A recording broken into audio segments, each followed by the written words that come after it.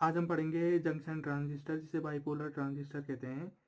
Junction transistor दो प्रकार के होते हैं, एन पी एन ट्रांजिस्टर और दूसरा है पी एन पी ट्रांजिस्टर। आज एन पी एन ट्रांजिस्टर के बारे में हम पढ़ेंगे। सबसे पहले तो बताता हूँ मैं ट्रांजिस्टर क्या होता है। ट्रांजिस्टर रेजिस्टेंस को ट्रांसफ़र कर देता है, यानी कि ये काम करता है, एम्पलीफिकेशन का काम करता है। ठीक, अगर आप ये फॉरवर्ड बायस जंक्शन में अगर आप स्मॉल सिग्नल अप्लाई करेंगे तो आपको रिवर्स बायस, ठीक है, रिवर्स बायस सेक्शन में आपको हायर वोल्टेज मिलता है। ठीक है, यानी कि ये स्मॉल सिग्नल को हायर सिग्नल में कन्वर्ट कर देता है, बदल देता है, ये कहता हूँ एम्पलीफाई कर देता है। ठीक है, तभी इसका नाम एम्पलीफायर फायर भी कहते हैं इसे। ये है, आज हम पढ़ने वाले हैं एन पी एन ट्रांजिस्टर। ये कहें तो एन एक तरीके का एम्पलीफायर है। ठीक, तो सबसे पहले तो मैं इसकी वर्किंग बताता हूँ कि वर्किंग नहीं, सबसे पहले कंस्ट्रक्शन, ठीक, उसके बाद वर्किंग में बताता हूँ कि आखिरकार वर्किंग क्या होती है उसके बाद में। ठीक, कंस्ट्रक्शन में है, ये है एक एन टाइप का सेमीकंडक्टर, ये है पी टाइप का सेमीकंडक्टर और ये है एन टाइप का सेमीकंडक्टर। जब पी टाइप की सेमीकंडक्टर के दोनों साइड में एन टाइप के सेमीकंडक्टर को डिफ्यूज़ किया जाता है तो एन पी एन ट्रांजिस्टर का निर्माण होता है। ठीक, ये ट्रांजिस्टर किसी भी सिग्नल को, वीक सिग्नल को एम्पलीफाई करने के काम आता है। ठीक है, सबसे पहले तो थोड़ा मैं आपको एन सेमीकंडक्टर के बारे में बताता हूँ। ठीक है, जो आपका एन सेमीकंडक्टर है, ठीक है, एन सेमीकंडक्टर में ये होता है आपका पेंटावेलेंट इम्प्योरिटी मिलाई जाती है। पेंटावेलेंट इम्प्योरिटी मिलाने के कारण इसमें एक इलेक्ट्रॉन क्या हो जाता है, फ्री हो जाता है। कारण यही होता है क्योंकि जो आपका पेंटावेलेंट होता है, किसी भी एटम का आउटर मोस्ट सेल पेंटावेलेंट अगर होता है तो उसे अपना सेमी ऑक्टेट बनाने के लिए एक इलेक्ट्रॉन को क्या करना पड़ता है, रिलीज करना पड़ता है, तब जाके वो सेमी ऑक्टेट बना पाता है। यानी कि यहाँ पर कोई एक इलेक्ट्रॉन एक्स्ट्रा रहता है। ठीक है, वो वही एक्स्ट्रा इलेक्ट्रॉन फ्री इलेक्ट्रॉन की तरह इस सेमीकंडक्टर में काम करता है। अगर आपको ज़्यादा डिटेल में जानना है इन चीज़ों के बारे में तो पी एन डायोड का वीडियो लेक्चर आप पहले देख लीजिए। ठीक है, कि कैसे वहाँ इलेक्ट्रॉन एक डोनर की तरह व्यवहार करता है और एक होल्स कैसे एक्सेप्टर की तरह व्यवहार करता है। ठीक है, तो अब वो एक्सक्लूजन प्रिंसिपल के अनुसार कोई भी एटम स्टेबल तभी होगा या तो जब वो ऑक्टेट होगा या सेमी ऑक्टेट होगा। सेमी ऑक्टेट यानी जिसके वैलेंस सेल, यानी बाहरी कक्षा में वैलेंस सेल में 4 इलेक्ट्रॉन होंगे। क्योंकि एन टाइप के सेमीकंडक्टर एक ट्राईवैलेंट इम्प्योरिटी को मिला के बनाया जाता है तो उसके आउटर मोस्ट सेल में 5 इलेक्ट्रॉन होते हैं। उसे सेमी ऑक्टेट या कहें तो स्टेबल बनने के लिए एक इलेक्ट्रॉन का क्या करना पड़ता है, त्याग करना पड़ता है, उसे रिलीज करना पड़ता है। वही एक इलेक्ट्रॉन जो आपका एक्स्ट्रा है इसमें एन सेक्शन में, उसे दिखाया जाता है इलेक्ट्रॉन के तौर पे। ठीक है, वैसे इलेक्ट्रॉन नेगेटिव को भी शो करता है। और जो पी टाइप का सेमीकंडक्टर है वो ट्राईवैलेंट इम्प्योरिटी को मिला के बनाया जाता है, ट्राईवैलेंट। और जो ये पी टाइप का सेमीकंडक्टर है जो ट्राईवैलेंट इम्प्योरिटी को मिला के बनाया जा रहा है, उसे अपना सेमी ऑक्टेट बनाने के लिए एक इलेक्ट्रॉन की ज़रूरत होती है। वही इलेक्ट्रॉन की एक कमी को, ठीक है, इलेक्ट्रॉन की कमी को हम होल से दिखाते हैं ताकि एक होल्स में एक इलेक्ट्रॉन आके वो कमी पूरी कर सके, ताकि एन जो आपका पी टाइप का सेमीकंडक्टर है उसके एटम के आउटर मोस्ट सेल में 4 इलेक्ट्रॉन हो सके। 4 इलेक्ट्रॉन होने पे वो सेमी ऑक्टेट बन जाए, जिससे वो स्टेबल हो जाए। आई बात समझ में? एक स्टेबल इसलिए बन रहा है क्योंकि एक इलेक्ट्रॉन इसलिए रिलीज कर रहा है ताकि स्टेबल बन सके, 4 हो सके उसके आउटर मोस्ट सेल में, बाहरी सेल में 4 इलेक्ट्रॉन हो सके। और एक स्टेबल बनने के लिए इलेक्ट्रॉन को क्या कर रहा है, एक्सेप्ट कर रहा है, ताकि उसके आउटर मोस्ट सेल में 3 की जगह 4 इलेक्ट्रॉन आ सकें, वो अबाओ प्रिंसिपल के अनुसार स्टेबल हो सके। ठीक, तब दिखाया जाता है। और यहाँ भी एन में भी एक कोटेरी होता है। चलिए अब बात करते हैं थोड़ा सा, ये तो मैंने बता दिया है इसके कंस्ट्रक्शन। और ये बात भी है जो इसमें इमीटर बेस सेक्शन है ये फॉरवर्ड बायस है, क्योंकि देखिए इमीटर और बेस सेक्शन फॉरवर्ड बायस कैसे हो, क्योंकि बैटरी का पॉजिटिव टर्मिनल पी से जुड़ा है और बैटरी का नेगेटिव टर्मिनल एन से जुड़ा है। ठीक है, पी पॉजिटिव से जुड़ा है यानी वो फॉरवर्ड बायस होता है, यानी कि emitter base section forward bias हुआ और बेस कलेक्टर सेक्शन ये रिवर्स बायस हुआ। ठीक है, देखिए यहाँ पी सेक्शन किससे जुड़ा है, पी सेक्शन यानी बेस सेक्शन यहाँ पर को नेगेटिव टर्मिनल से जुड़ा है वीसीसी बैटरी के, और जो एन सेक्शन है वो पॉजिटिव टर्मिनल से जुड़ा है वीसीसी बैटरी के। ठीक, ये बात आई समझ में। एम्पलीफायर का काम यही होता है, जब आप इसके फॉरवर्ड बायस सेक्शन में स्मॉल सिग्नल अप्लाई करते हो तो आपको रिवर्स बायस सेक्शन में आपको क्या मिलता है, आउटकम आपको हायर सिग्नल मिलता है। यहाँ लोअर वोल्टेज अप्लाई करोगे तो यहाँ आपको यहाँ हायर वोल्टेज मिलेगा, तभी ये एक तरीके से एक एनपीएन ट्रांजिस्टर एम्पलीफायर का काम करता है। ठीक, तो उसकी वर्किंग करते हैं, किस हिसाब से वर्किंग करते हैं। जैसे हम अब मैंने तो बता दिया है कि इसमें और एनपीएन ट्रांजिस्टर में जो मेजॉरिटी चार्ज कैरियर होते हैं वो इलेक्ट्रॉन होते हैं, इसमें जो भी करंट का फ्लो होगा वो इलेक्ट्रॉन के द्वारा होगा, वो आप समझ जाएंगे कि किस तरीके से होगा। ठीक, जैसे ही हम ये इसे ओपन करते हैं, इसमें सारी बैटरियाँ कनेक्ट करते हैं वीवीबी और वीसीसी, तो क्या होता है, ये जो वीवीबी बैटरी का नेगेटिव पोटेंशियल है, ठीक है, वो एन सेमीकंडक्टर के जो उसमें कंसनट्रेशन ज़्यादा है एन सेक्शन एन सेमीकंडक्टर में इलेक्ट्रॉन की, क्योंकि फिर चार्ज यहाँ इलेक्ट्रॉन है, मैंने फिलहाल एक ही से दिखा गया, तो वो क्या करता है इसमें ऑफर करता है, इसको रिपेल ऑफर करता है नेगेटिव पोटेंशियल वी बैटरी का एन सेमीकंडक्टर के इलेक्ट्रॉन को रिपेल ऑफर करता है, यानी कि ये नेगेटिव टर्मिनल इस इलेक्ट्रॉन को पुल करने का काम करता है। इलेक्ट्रॉन में भी नेगेटिव चार्ज वी बैटरी के का नेगेटिव चार्ज उसको रिपेल करता है, आपने तो पढ़ा ही होगा। नेगेटिव एक जैसे चार्ज एक दूसरे को क्या करते हैं, रिपेल करते हैं, पॉजिटिव पॉजिटिव नेगेटिव नेगेटिव एक दूसरे को रिपेल करने का काम करते हैं, सेम चार्ज।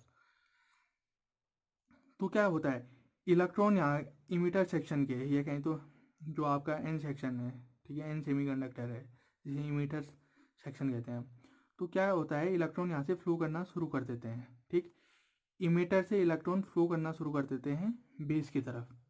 तो इलेक्ट्रॉन के फ्लो होने के कारण क्या होती है, करेंट जनरेट होती है, करेंट कंडक्ट होती है।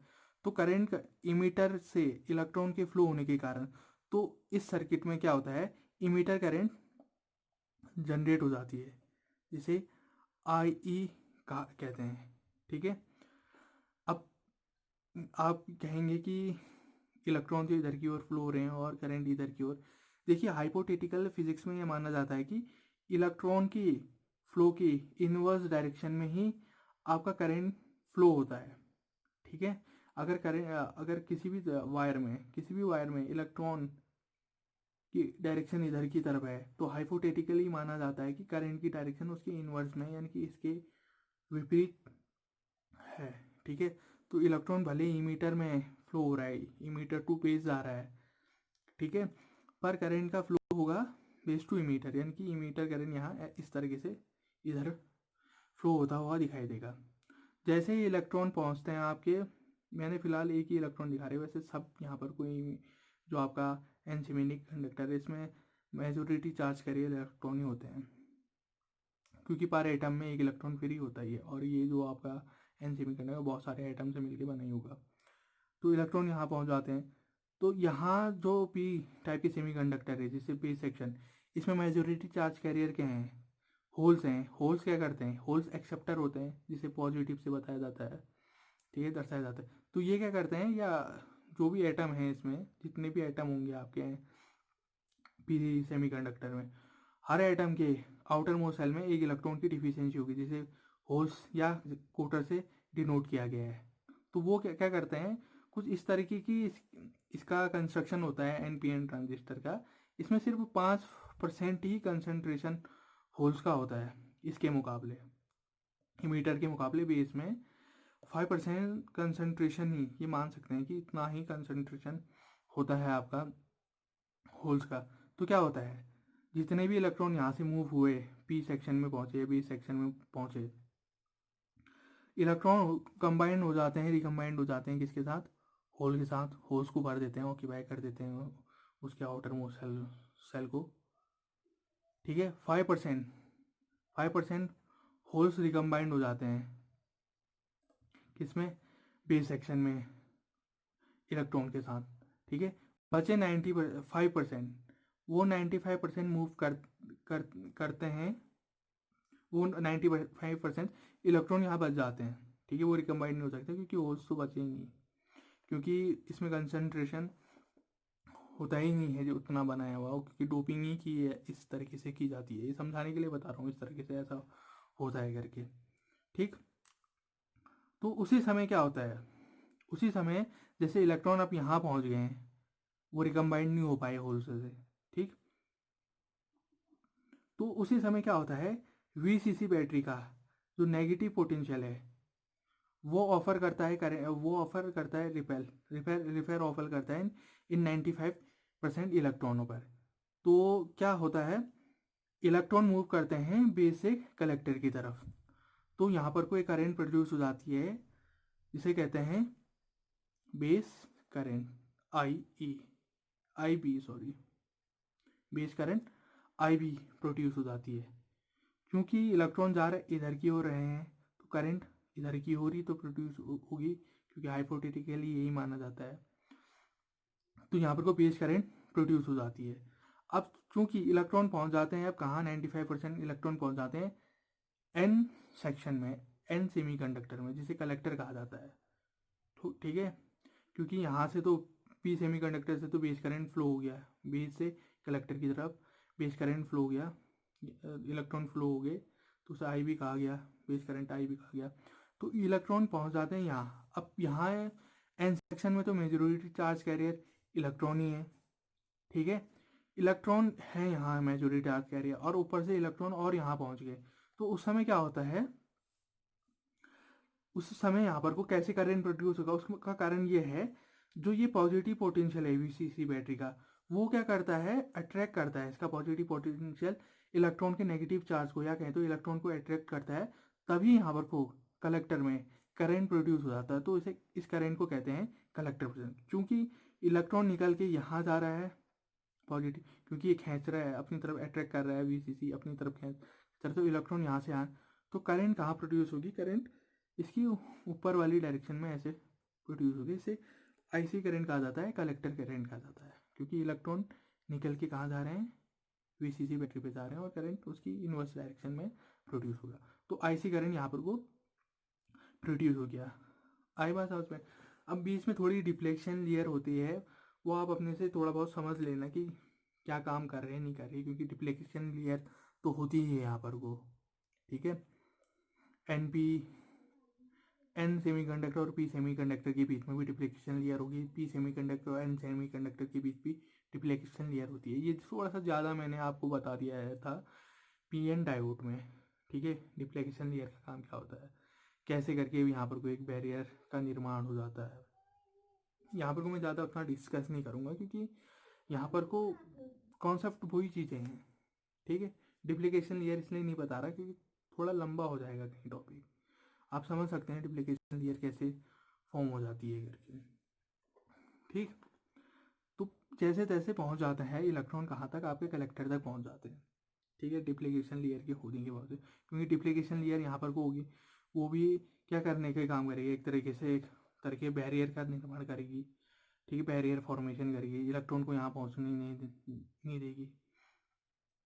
ये पॉजिटिव पोटेंशियल तोड़ने का काम करेगा, बैरियर को ऑफर्स करेगा, उसको रिपेल करने का काम करेगा, तब जाके इलेक्ट्रॉन यहाँ मूव होता है। वैसे यहाँ पर को भी P से N की तरफ भी वही होगा, ठीक है। आपको ये इसका पॉजिटिव पोटेंशियल बढ़ाना पड़े, ताकि ये नेगेटिव ज़्यादा होगा तब जाके उसको अपनी तरफ करेगा। तो इतना था। तो उस समय फिर ये यहाँ पर को देखिए, कलेक्टर करंट से कलेक्टर पहुँच जाता पॉजिटिव, वीसीसी बैटरी की पॉजिटिव पोटेंशियल में इलेक्ट्रॉन पहुँच जाता है। तो उस समय क्या होता है, इस पूरे NPN ट्रांजिस्टर में एक इलेक्ट्रॉन की डिफिशियंसी हो जाती है। क्योंकि देखिए होता क्या है, पॉजिटिव पोटेंशियल वीसीसी बैटरी का पॉजिटिव पोटेंशियल अट्रैक्ट करता है कलेक्टर के इलेक्ट्रॉन को, एक इलेक्ट्रॉन निकल के, मान लो एक इलेक्ट्रॉन निकल के पहुंच गया वीसीसी बैटरी में, तो कलेक्टर करंट प्रोड्यूस हो गया। ठीक है, तो यहाँ पर को क्या हो जाता है, एक इलेक्ट्रॉन की कमी हो जाती है। उस एक इलेक्ट्रॉन की कमी कर जैसे होती है तो उसी समय तो इसी वीसीसी बैटरी का से एक इलेक्ट्रॉन निकलता है और उस कमी को पूरी करने के लिए, ठीक है, एन ट्रांजिस्टर में कंसंट्रेशन की कमी को पूरी करने के लिए यहाँ पहुँच जाता है। वीसीसी बैटरी की नेगेटिव टर्मिनल से निकल के यहाँ पहुँच जाता है ताकि कंसंट्रेशन पूरा हो सके। इसी तरीके से प्रोसेस चलते रहती है। निकलता है एक इलेक्ट्रॉन, फिर यहाँ पहुँचता है, फिर यहाँ से एक निकलता है, फिर यहाँ पहुँचता है, ताकि सर्किट में आपका करंट का फ्लो बना रहे। ठीक है, तो ये ऐसे ही काम करता है आपका। ठीक, तो ये था NPN ट्रांजिस्टर। इसमें एक इसका सर्किट डायग्राम आता है। ठीक है, सर्किट डायग्राम भी मैंने बना देता हूँ, सर्किट डायग्राम की किस हिसाब से करके सर्किट डायग्राम मैं यहाँ पर को बना देता हूँ।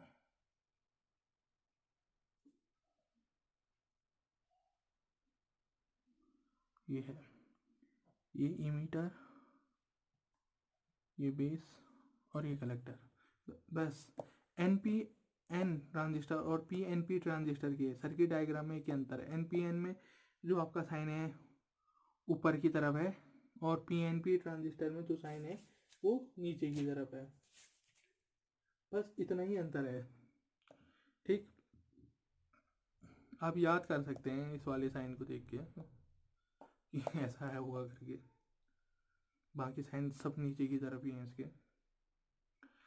तो इसमें एक और चीज़ बताता हूँ, इसमें किर्चॉफ्स लॉ भी यूज़ होता है। इसको कभी आप इसके डेरिवेशन नहीं, न्यूमेरिकल वगैरह सॉल्व करेंगे तो इसके न्यूमेरिकल को सॉल्व करते समय एक किर्चॉफ्स लॉ यूज़ होता है। तो किर्चॉफ्स लॉ बता देता हूँ। तो वो किर्चॉफ्स लॉ क्या होता है उसका फॉर्मूला बता देता हूँ। IE is equal to emitter current is equal to IB plus IC, यानी कि base current plus collector current, ये होता है फॉर्मूला। ठीक, इसके अगले वीडियो लेक्चर में हम पढ़ेंगे PNP ट्रांजिस्टर। आज के लिए बस इतना।